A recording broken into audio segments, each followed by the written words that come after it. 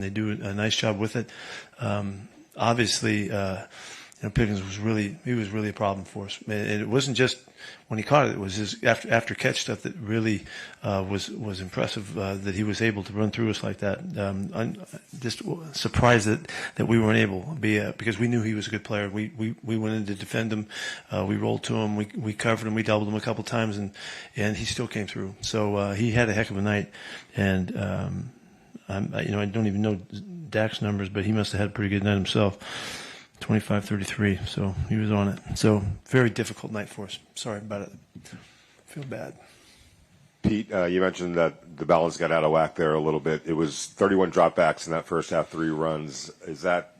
I mean, I can't imagine that that's something that you like to look at. Yeah, it wasn't 31 dropbacks. It was a bunch of play action passes, and really, I really wanted to see us do that. There's only one person to look at, it's me, because I was influenced on the game plan.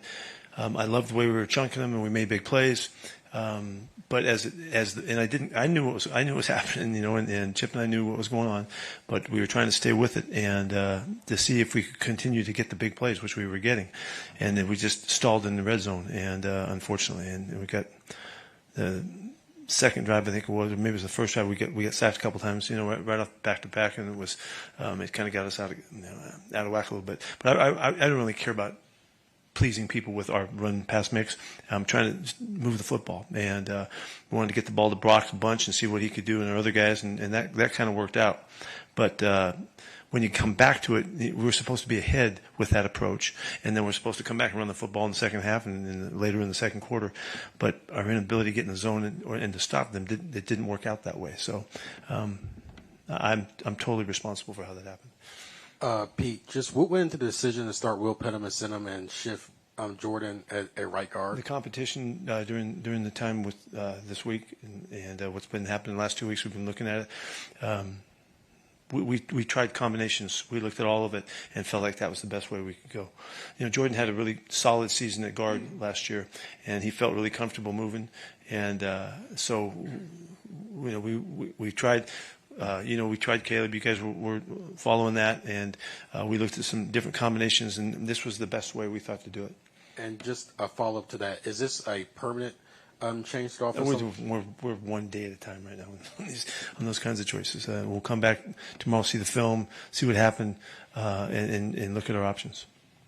The decision not to dress Caleb, are you kind of getting to the point where maybe it's time to go see some of those young players? I think that's your guys' way of thinking. That's not our way of thinking. We're trying to win the games. We're trying to do the best and win the games. And I kind of thought that might come up. I don't know how to coach that way.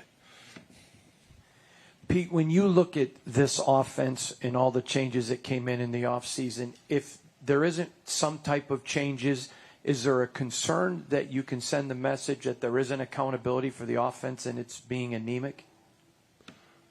I don't have a chance at understanding what that question was. So try it again, please. Yes, sir. Is there a concern with all the changes that were made to the offense this season to fix how bad it was last year, and it's still struggling, that if you don't make changes to your offense, there's going to be concerns that it's not being held accountable like other areas of the team?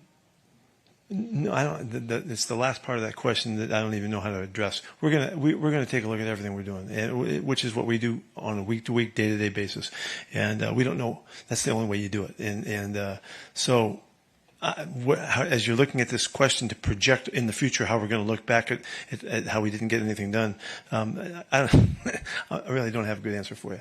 But every step we take, and I took the accountability. This is my football team, and I had a chance to do something on offense in this game, and we went after it. And some of it was promising, and some of it didn't work out in balance-wise. And the score, because we couldn't stop them, it knocked us kind of out of whack a little bit the way we want to go about it. So, that's how it goes, and we're trying to do it right, and we'll keep working at it. There is a lot of guys that did play last year on this team in the offense. It's pretty much the same group up front. With the guys that are banged up, not so. But until this past week, without Colton, we have the guys that we've had, and so we're hoping that they're going to continue to grow and grow together. There's some youth in there and some inexperience that we're we're dealing with and trying to figure out how to bring our guys along. We would love to see Caleb play, and we would love to see Charles play, but it hasn't happened that way. They've got to show it in practice and show us that they're ready. We're not ignoring it at all. We're paying attention to it, but that's just part of the rigors of a season, and particularly a difficult season. And your questions are warranted, and I have no problem with that. But I don't have answers for all of them. Pete, I was wondering, just due to like having two starters in your offensive line out with injuries, how much did that impact the decision to be more pass heavy in this game instead of I thought we really pass protected really well in the play action game. Look at it. We got 3 sacks on drop back passes. So that was part of, we wanted to make sure that we were taking them into account by using the action passes, okay? And so that's a way to play ball. And it's always part of our football. We just emphasized it more so to try to help them, and so as we look at it, we'll figure it out, when we can, when we can't. I always want to run the football more, but I don't care about when we run the football more. I like to win the games, get ahead, and kill it in the fourth quarter and run it 15 times in the fourth quarter. We haven't had that opportunity because we're not ahead. So, you guys know I've been doing this for a long time, and those thoughts and approaches, that's in the books. We've done it that way for a long time, and we're just not getting the chance because we're not ahead in the game. We got to get out ahead. Okay. That was a great question, though. I just couldn't figure out how to answer it.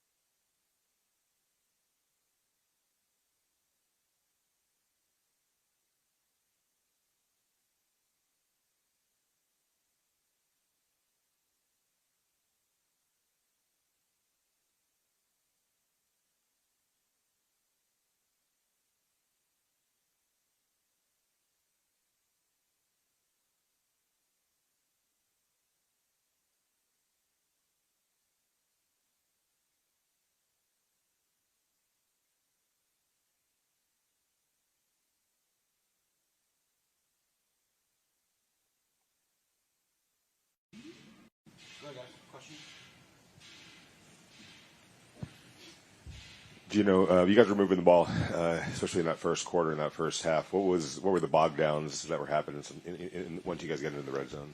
Yeah, you just got to score touchdowns in the red zone. It's that simple. They were playing coverage, pretty much playing Tampa 2, just backing up, kind of daring us to run the ball some of those times. And, we took our shots and we didn't convert. And we all got to play better. I got to do better, and got to be better for the guys.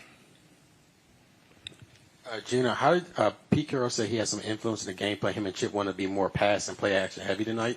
Just what were your thoughts on the overall game plan going into this game? I thought we moved the ball well. I thought we moved the ball up and down the field. I thought we started out pretty good. I think we punted the ball maybe once or twice. I think the only thing that I can say from, obviously I haven't watched the film yet, but we've got to convert in the red zone. I don't know what our third down percentages were, but I felt like we could have done better on third downs as well, keep some drives alive. That's really what I saw. I thought the game plan was fine. I thought the plays were there. Guys were open. We just got to make more plays. Gino, you referenced them daring you guys to run the ball. In the first half, there was 31 passes, well, 3 sacks, but 28 passes, and only 3 runs. Do you have the liberty when they're daring you to do that, to check into a run or to audible into a run? Yeah, I mean, you can check into any play at any time, but would that be the right thing to do? Would you just go off script and just start calling your own plays? I don't think that's the right way to go about it. I think the right thing to do is to do what we practice and what we're coached to do. And like I said, the plays are there. I don't think there was any issue with the play calling. The plays are there. Guys are open. You guys watch the film. I know we got a lot of Monday morning quarterbacks who like to watch film and take screenshots and see where guys are open. So I'm sure you guys will see where the guys were open. For me, again, I just got to play better. And I keep saying this, man. If something don't look right out there, blame it on me, right? If it don't look right, blame it on me. That's all you can do. Blame it on me. If your kids mess up at school, blame it on me. Car break down going to work, blame it on me. Gino, it's tough on the fly sometimes to implement new offensive linemen, moving players, but how do you feel like that operation went tonight with Will at center and moving Jordan to guard? Yeah, I thought Will and Jordan did a fine job. I thought they competed their butts off. Again, they were up against a really tough front. I mean, they got great guys on that side of the ball, especially in the interior. But I thought they did a great job at just competing and giving me as much time as they could. A few plays broke down here and there, but for the most part, I was able to set my foot and get the ball off, and that's really all you can ask from the guys. Especially with Will, his first start, and Jordan moving to guard, and we're already down Colton. It's tough. And with offensive linemen, you want continuity. So those guys have just got to keep working, and I'm gonna keep leaning on those guys and keep preaching positivity to those guys. I know the world wants to get so negative, but I'm gonna keep preaching the positivity to those guys because they work hard and they deserve all the great things in the world. Any other questions, guys? Gino, this is the second straight game where a ball was tipped and led into the interception. When it happens in that way, how frustrating is that? It's very frustrating, but it is what it is. It's an interception at the end of the day, and like I said, I'm never going to find an excuse.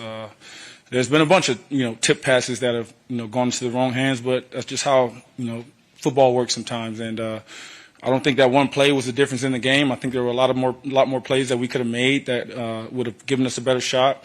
But again, anytime you turn the ball over, it's a negative thing, and you don't want it. So put that solely on me. I got to do better.